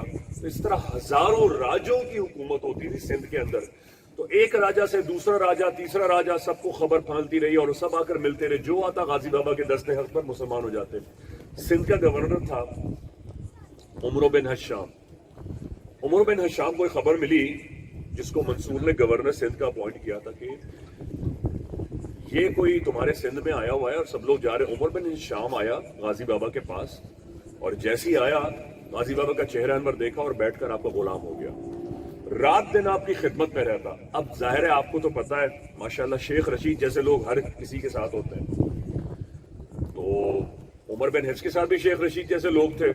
کہ بادشاہ سلامت دراصل بات یہ ہے کہ یہ جو آپ آج کل خدمت کر رہے ہیں نا یہ بہت اچھی بات ہے, لیکن منصور کو یہ بات پتہ چل گئی نا تو وہ اچھا نہیں سمجھے گا. کہنے لگا عمر بن حفص تمہیں منصور کو بتانے کی ضرورت کیا ہے؟ کہ ہاں بالکل صحیح کہہ رہے ہیں, بالکل صحیح. وہی شیخ رشید والی حرکتیں. یہاں سے وہ اٹھا اور منصور کے پاس پہنچا اور جا کے کہا آپ نے جس کو گورنر بنایا نا, خیر وہ پہنچا وہاں پر منصور کے پاس اور جا کر کہا وہ جو گورنر ہے نا آپ کا وہ آج کل آپ کا کلمہ نہیں پڑھتا, وہ ایک سید کا کلمہ پڑھتا ہے. منصور بیٹھا شراب پی رہا تھا, اپنے تخت سے نیچے آ گیا. کیا بکواس کرتے ہو تم, سرکار آپ کو یقین نہیں ہے تو چل کے دیکھ لیں. منصور نے اپنے جو بہت رازداں قسم کے 8-10 لوگ تھے نا ان کو روانہ کیا. وہ آئے, انہوں نے مطلب انڈر کور آئے, وہ یہاں کر انہوں نے دیکھا, انہوں نے واقعی دیکھا جناب عمر بن ہشام کا تو یہ حال ہے کہ وہ رات دن غازی بابا کی خدمت کرتا ہے. اس نے جتنے اپنے نشان ہیں منصور کے جو علم نہیں ہوتے منصور کے سب اتار دیے. وہ رات دن غازی بابا کا وضو کا لوٹا دھوتا ہے, ان کے پیر دباتا ہے, خدمت کرتا ہے, جی حضوری کرتا ہے. انہوں نے جا کے منصور کا خبر دی. منصور نے سب سے پہلا کام کیا کیا, سسپینڈ کیا عمر بن ہشام. لو جی عمر بن ہشام سسپینڈ ہو گئے اور اس نے نیا گورنر اپوائنٹ کیا سندھ کا جس کا نام تھا عمر بن حفص. یہ سیکنڈ گورنر جب اپوائنٹ ہوا تو منصور نے اسے کہا میں تمہیں گورنری صرف اسی بنیاد پر دے رہا ہوں کہ تم عبداللہ شاہ غازی کا سر لا کے دو مجھے. اور بتا یس سر آپ فکر نہ کریں, میں چاہتے ہی سرکار عبداللہ شاہ غازی کا سر لا کر آپ کے پاس تشویق پیش کروں گا, مجھے 3 مہینے کا ٹائم دیں. منصور نے کہا جاؤ دیکھتا ہوں میں. پھر شراب پینا شروع ہو گیا. ادھر عمر بن حفص روانہ ہوا, وہ آ کر سندھ کا نیا گورنر اپوائنٹ ہوا. 2 دن 3 دن گزرے. اس نے کہا یار یہ کیا ہو رہا ہے ساری دنیا, میرا پریویس جو گورنر تھا سسپینڈ ہوا, اس کی وجہ کیا تھی؟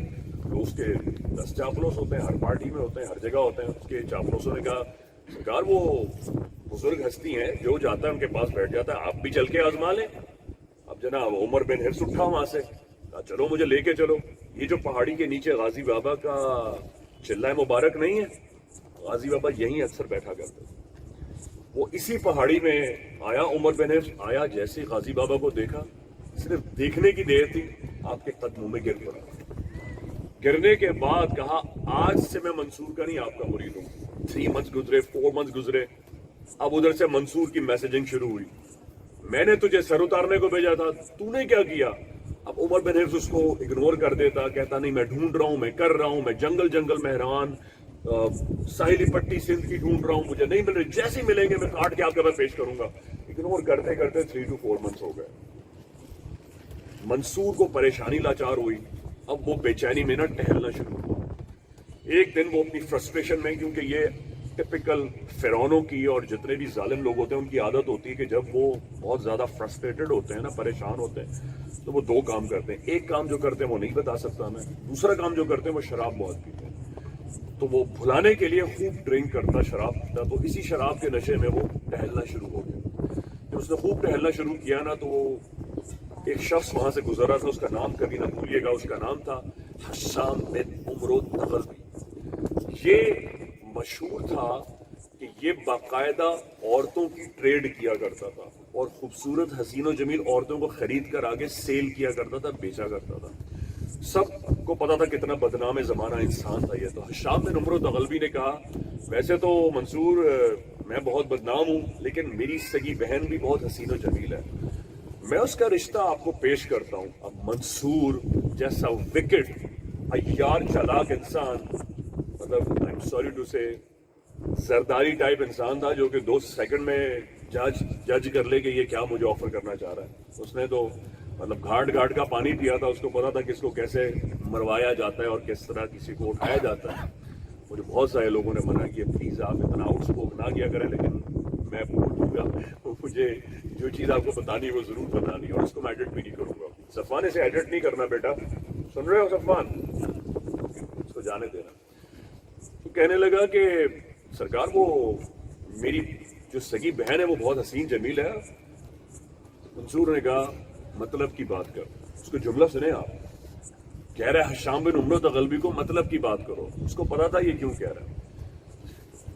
میں تجھے سندھ کا گورنر بناتا ہوں, مجھے تیری بہن نہیں چاہیے, لیکن ایک شرط ہے, تو مجھے سر لا کے دے گا. بالکل سرکار, سر لا کے دے گا. حشام بن عمرو تغلبی now has been appointed the new governor. روانہ ہوا, سندھ پہنچا. جیسے ہی حشام بن عمرو تغلبی سندھ میں داخل ہوا ہے, وہ اپنے گورنر ہاؤس نہیں گیا, سیدھا وہ غازی بابا کے پاس گیا. اس کو پتا تھا کہ اس کو سر لانا ہے, اور باقاعدہ اپنے سپہ سالاروں کے ساتھ گیا. جیسے ہی وہ نیام سے تلوار نکال لے کر پہنچا, غازی بابا کے نزدیک پہنچا, اور جا کر اس کی تلوار غازی بابا کے قدموں میں گر گئی. غازی بابا کے دستے حق پہ مرید ہوا, آپ کے پیر چومنے لگا, اور کہا یہ جو میں تلوار آپ کا سر اتارنے لایا ہوں, یہ تلوار پیش کرتا ہوں, اس تلوار سے میرا سر اتار دیجئے. آپ کی محبت اور آپ کی ارادت میں جان جائے, یہ اس سے بہتر ہے کہ منصور کے لیے جائے. میں آپ کے لیے مرنا اور آپ کے لیے جینا چاہتا ہوں. غازی بابا نے دست شفقت سے پیار کیا. اس بعد وہ 6 مہینے گزر گئے. اب منصور کا کیا حال ہوگا؟ اب جناب منصور نے کہا اب میں کسی کو گورنر نہیں بناؤں گا, کیونکہ میں 3 گورنروں کو دیکھ چکا ہوں. جو جاتا ہے وہیں کا ہو کے رہ جاتا ہے اور اس کو مرید ہو جاتا ہے. اب میں کسی ایسے کو بھیجوں گا جس کو نہ میں گورنر ہی دوں گا نہ کچھ دوں گا. منصور نے ایک اسٹریٹجی یہ چینج کی, اس کو تو سیدوں کے خون سے ہولی کھیلنی تھی نا. اس نے کیا کیا, اس نے کہا میں مدینہ منورہ اور کوفے کا اتنا بڑا حصہ اس شخص کو دوں گا, اور اتنی عورتیں, اتنا زیور اور اتنا ٹریڈ اس کو دوں گا, اتنے ٹریڈ میں اس کو ٹریڈ پرسن دوں گا کہ وہ عمر بھر عیاشی کرے گا, جو مجھے عبداللہ شاہ غازی بابا کا سر لا کے دے گا. اور وہ ڈھونڈ کے لائے. اب آپ کو میں اس شخص کا نام لوں گا جو عمرو بن حشام یا عمر بن حفص, ان دونوں میں سے کسی ایک کا بھانجا تھا, اور اس کا نام ہے صفا. اسے تاریخ نے, تغلبی نے, تاریخ طبری نے بھی, ابن خلدون نے بھی صفی بھی لکھا ہے. تو میں دونوں نام بتاتا ہوں, جب آپ تاریخ پڑھے تو کنفیوز نہ ہو. آئدر ہی صفا یا ہی از صفی لکھا ہے. وہ آیا اور اس زون میں آیا, اس زوم میں, زال واو میم زوم, اس زوم میں آیا کہ وہ غازی بابا کا سر لے کر آئے. غازی بابا اس وقت مہران کے کنارے عبادت کر رہے تھے. آپ کے ساتھ 13, 14, 15 لوگ تھے. ظاہر آپ کسی سے لڑنے تھوڑی گئے. اس دوران میں آپ آئے تو میں آپ کو یہاں ایک بات جو وقت کی کمی کی وجہ سے بتانا بھول گیا کہ حشام بن عمرو تغلبی نے تھریٹس جب اسے منصور کی طرف سے ملے تو اس نے کہا کہ دیکھیں منصور میری جان لے لے گا, مجھے مار ڈالے گا, وہ آپ کے پیچھے, اور میں آپ کی بے ادبی ہونے نہیں دوں گا. میں سندھ میں ایک راجا کو جانتا ہوں جو بھی ریسنٹلی مسلمان ہوا ہے, اور وہ سیدوں کا بڑا احترام کرتا ہے. میں خط لکھ دیتا ہوں, آپ اس کے محل میں چلے جائیں, میں ادھر منصور کو بہلاتا رہوں گا کہ آپ میرے پاس ہیں. غازی بابا اس کے محل میں گئے. وہ بادشاہ آپ کو محل سے باہر ریسیو کرنے آیا, اور بادشاہ اور اس کے سارے درباری غازی بابا کے دستے حق پر مسلمان ہو چکے تھے. اس بادشاہ نے اپنی بیٹی کا رشتہ عبداللہ شاہ غازی کو پیش کیا, جو غازی بابا نے قبول کیا. اس سے ایک فرزند ہوئے, اس رشتے سے ایک فرزند ہوئے جن کا نام ہے ابو الحسن محمد. یاد رہے گا نا, ان کا نام ہے ابو الحسن محمد بن ابو المحمد. اسی لیے آپ کو عبداللہ شاہ لشکر غازی کہتے ہیں. غازی بابا کو ابو المحمد عبداللہ شاہ لشکر غازی کہتے ہیں. اچھا, ان جو ابو الحسن محمد ہیں ان کے بھی ایک فرزند ہوئے, ان کا نام حسن ہے, وہ بھی شہید ہوئے.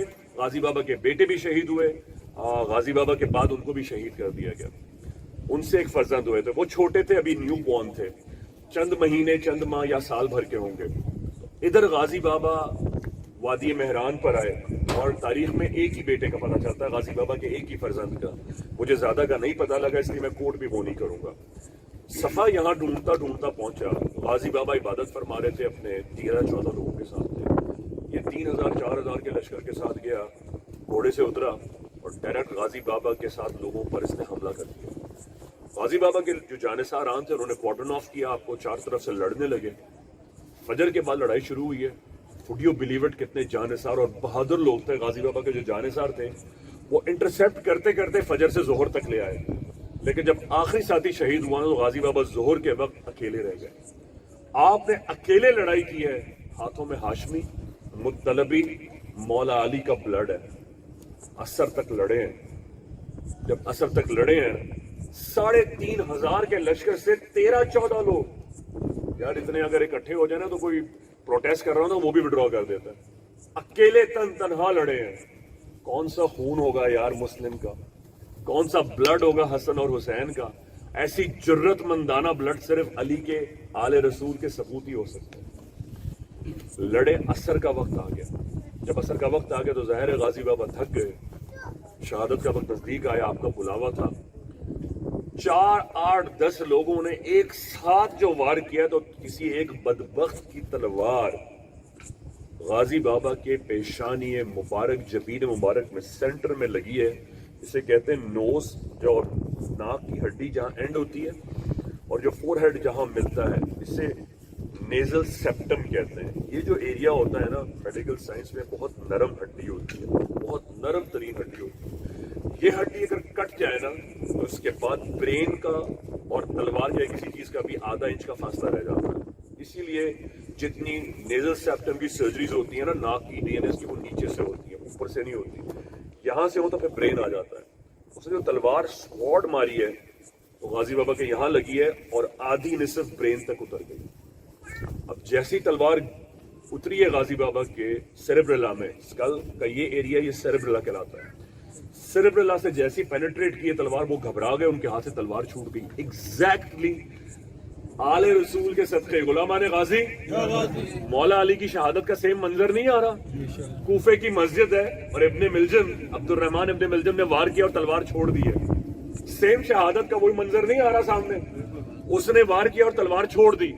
سٹ پٹا کر پیچھے ہٹے تو کچھ لوگ آگے بڑھے. ان کو خیال آیا کہ منصور اگر ہم سر مبارک لیے بغیر کے تو منصور ہمیں قتل کر دے گا. آگے بڑھے اور غازی بابا کا سر مبارک دھڑ سے الگ کر دیا.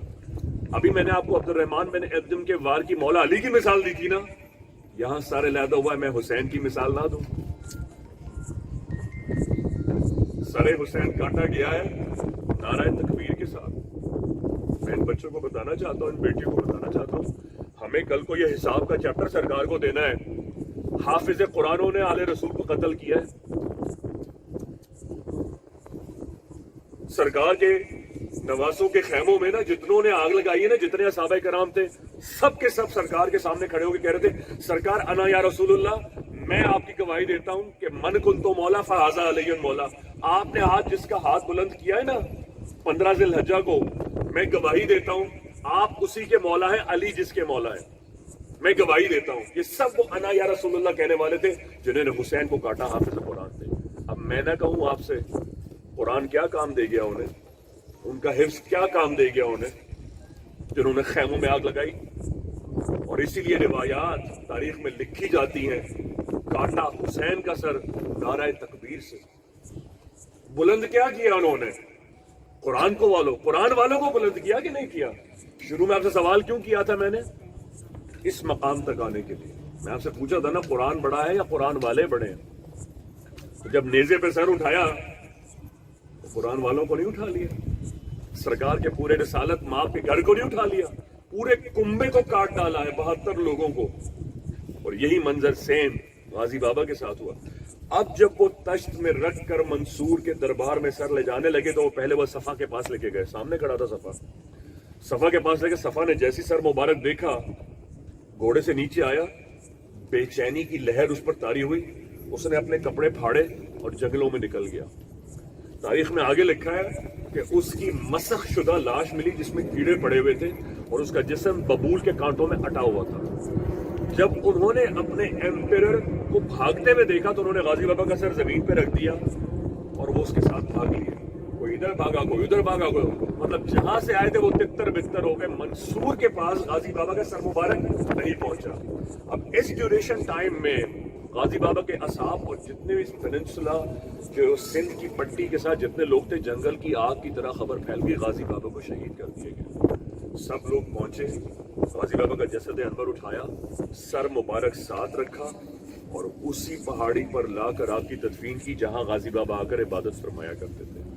یہی وہ پہاڑی ہے جو غازی بابا کی محبوب پہاڑی تھی، اور آپ کے اصحاب 3 دن 3 رات یہیں رہے اور کہا ہم جب تک یہاں سے نہیں جائیں گے مر جائیں گے لیکن آپ کا ساتھ نہیں چھوڑیں گے۔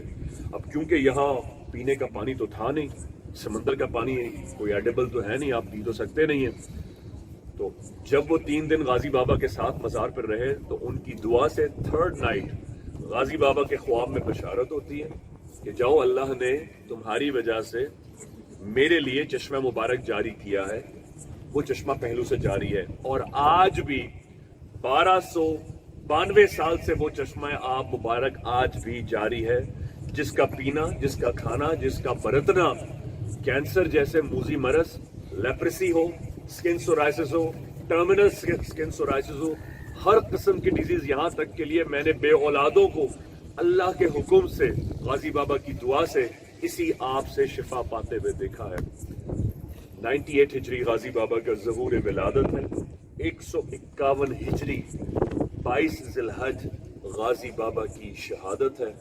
اس طرح یہ باب شہادت حسین امام علی مقام کا پیغام لے کر ہمیں منور کر گیا، ہمیں مسلمان کر گیا، ہمیں کلمہ گو بنا گیا۔ آج جو ہم حسین کا ذکر کر رہے ہیں، آج جو ہم نبی زادوں کا ذکر کر رہے ہیں، آج جو ہم قرآن والوں کا گھر کا ذکر کر رہے ہیں، اس کا کریڈٹ جس ہستی کو جاتا ہے اسے کہتے ہیں ابو الحسن محمد بن ابو المحمد عبداللہ شاہ الاشتر غازی۔ آج آپ کے صدقے ہی مسلمان ہیں۔ یہاں آپ کو یہ بات ہدیہ کروں گا قرآن کی آیت سے، سورہ رحمان میں، هل جزاء الاحسان الا الاحسان، نیکی کا بدلہ، نیکی کی سزا کچھ نہیں ہے۔ سرکار کی حدیث ہے، جس نے تم پر احسان کیا اس سے کبھی احسان فراموشی نہ کرنا۔ یہاں تک کہ حدیث قیامت کے دن جس نے احسان فراموشی کی اللہ اسے پہچانے گا نہیں۔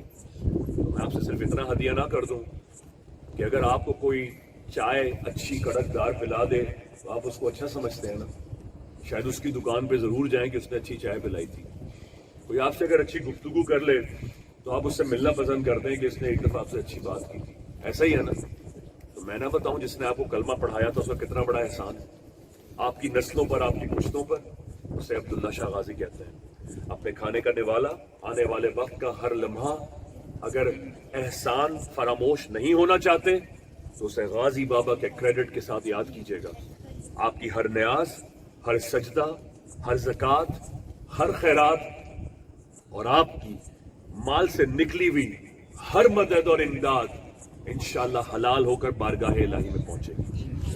یہ وہ لہجہ ہے، یہ وہ کانسیپٹ ہے جو میں جب واپس آیا اور میں لوگوں کو دربار پر بتانا چاہتا تھا۔ اس کانسیپٹ سے اللہ سے مانگے، آپ کی مراد دنیا کے کسی خطے میں بھی بیٹھے ہوں انشاءاللہ ضرور پوری ہوگی، دین میں بھی، دنیا میں بھی، عاقبت اور آخرت میں بھی پوری ہوگی۔ آئیے غازی بابا کو سلام کر کے دعا پیش کرتے ہیں۔ میری عادت ہے کہ جب میں اللہ سے مانگتا ہوں تو 2 راستے ہوتے ہیں، یا تو سجدے میں جا کے مانگتا ہوں یا کھڑا ہو کے مانگتا ہوں، بیٹھ کر نہیں مانگ سکتا۔ وقال حضرت علی ابن ابی طالب علیہ السلام ان عبد اتى رب جلیلا وفقد النبی رسولا فصلاة العلا تترى علي في دجى الليل بكرة وأسيلا أن درب عداة بالسيف يرد سيدا قادرا ويشفع عليلا ليس من كان هافيا مستقيما مثل من كان هافيا وذليلا حسبي الله والله مورا وحبيبي محمد اللي قليلا۔ وقال حضرت فاطمة الزهرة سلام الله عليه ماذا على من شم تربة أحمدا ألا يشم مدزما غباليا سبت علي مصاعب لو عنها سبت على الأيام سرنا لياليا۔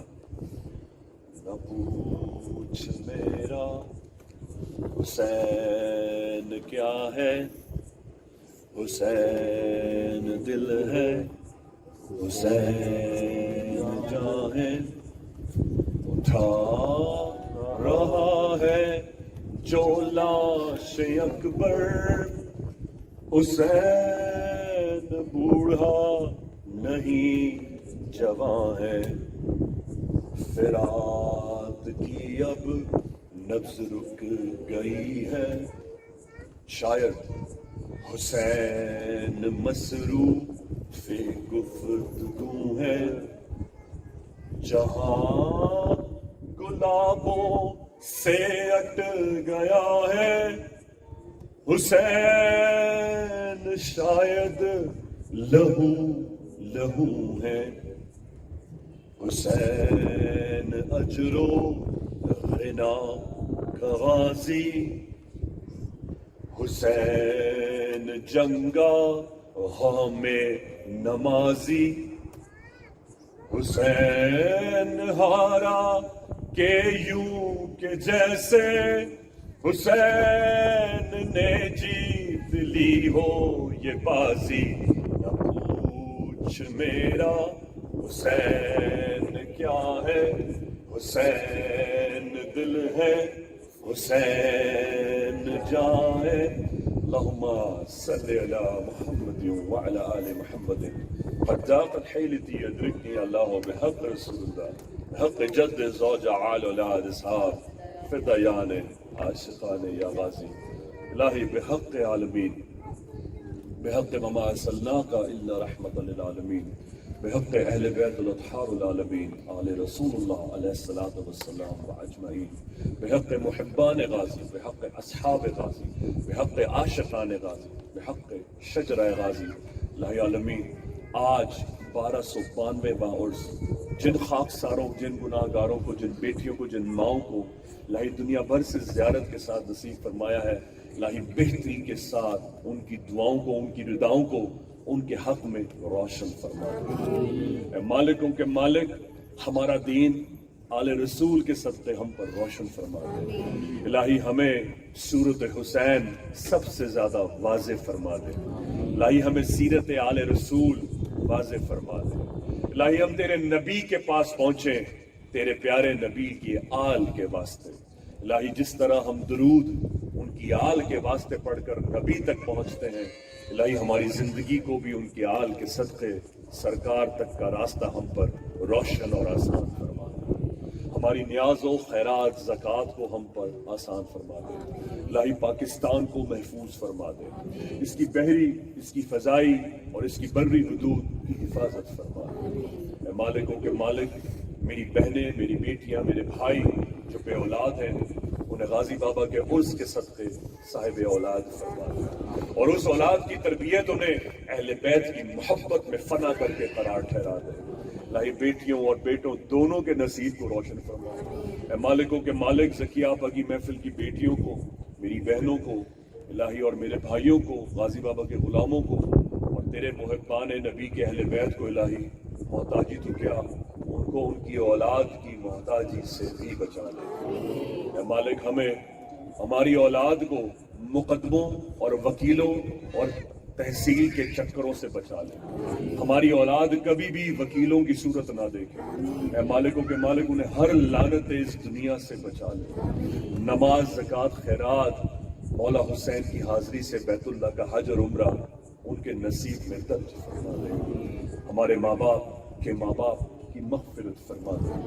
میری ماں، میرے باپ اور ان سے، ان کی بارگاہ میں، ان کی شان میں جو گستاخی ہم سے ہوئی، سرزد ہوئی، مجھ سے ہوئی، غازی بابا کے عرس میں تیری بارگاہ سے جو عنایتیں، جو نعمتیں، جو معافیاں بٹتی ہیں، الہی وہ ہمارے حق میں اتار کر روشن فرما۔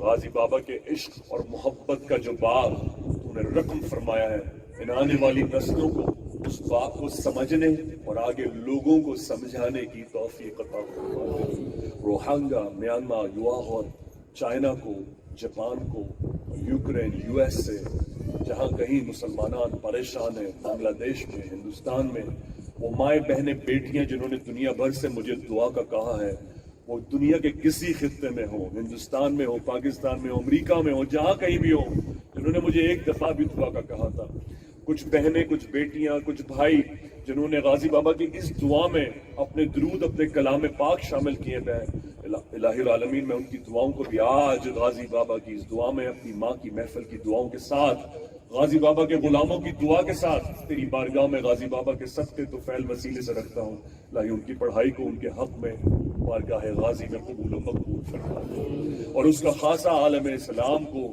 ہر بیماری سے ہر آفت سے محفوظ فرما دے مالک تیرے حساب کے لائق اور قائل نہیں ہے مالک تیری مہربانی اور تیری رحمت کے طلبگار ہیں ہم تجھے حساب نہیں دے سکتے ہماری کیلکولیشنز فیل ہیں الہی تیرے آگے ہم کسی چیز کو کیلکولیٹ نہیں کر سکتے مالک تو نے اتنا بے حساب دیا کہ ان دانتوں کو شوگر ہو گئی بلڈ پریشر کولیسٹرول ہائی ہو گئے ہمارا پیٹ ہماری اوبیسٹی ہماری چربی ہمیں مریض کر گئی لیکن تیری نعمتیں اترنا کم نہیں ہوئی اور مالک ہم نے بھی آج بھی تجھے کسی نماز میں پڑھ کر دیا تو گن کر تسبیح پڑھ کر دیا مالک ہمیں معاف فرما دے اپنی طرف سے جائے تو ہم تجھے گن کر دیتے ہیں لیکن تو بے حساب دیتا ہے اے بے حساب دینے والے ہمارا حساب نہ فرمانا ہماری کوئی تیاری نہیں ہے نہ کفن کی نہ دنیا کی نہ شرکت کی اے مالکوں کے مالک تیرے پیارے نبی کے نواسے کو کٹتے دیکھا ہے مالک اس کا حق بلند نہیں کر سکے معاف کر مالک خاموش رہے نہ بولا